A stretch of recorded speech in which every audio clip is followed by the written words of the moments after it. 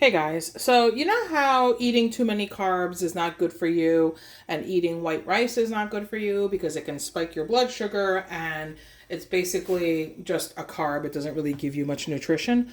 Well, if you love white rice and you want to eat more rice, but you don't want to spike your blood sugar, then one way to do that is to, instead of cooking it with water or with chicken broth or anything like that, you can cook it with bone broth. And then you're making protein rice because regular chicken broth has less than 2 grams of protein. I think it's like 1.5 or something per cup of chicken broth or beef broth. But if you buy bone broth, then it has 10 grams of protein per cup. And then the second thing you can do after cooking your rice with bone broth to add tons of protein to it is let it cool down and refrigerate it and eat it the next day. I don't know why that makes a difference in how your body processes the rice and your blood sugar spikes, but it spikes less when you let the rice cool and eat it the next day. Something happens to the molecular structure of the rice, but it makes a difference.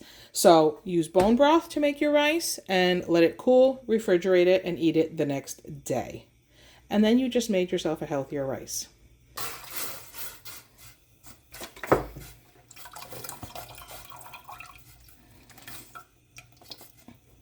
So because I'm making this ahead, and you can even freeze rice if you didn't know that. So when I make rice, I make extra.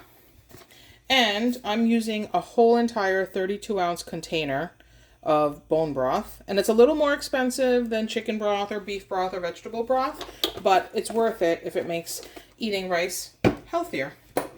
Okay, so I'm going to let the bone broth come to a boil. Okay, so once the bone broth comes to a boil, you're going to add your rice in. I'm doing 2 cups of rice to the whole container, 32 ounces of bone broth.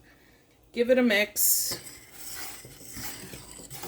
And believe it or not, bone broth, it has a completely different flavor than beef broth. Way more flavor. And that's it. Cover it. And for this rice, it only takes 15 minutes to cook. And then I turn it off and let it sit for 5 minutes.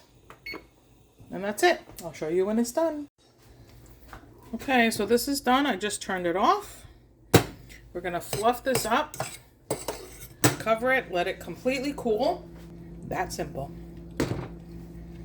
And you can see that white rice, it almost looks like brown rice because of the bone broth.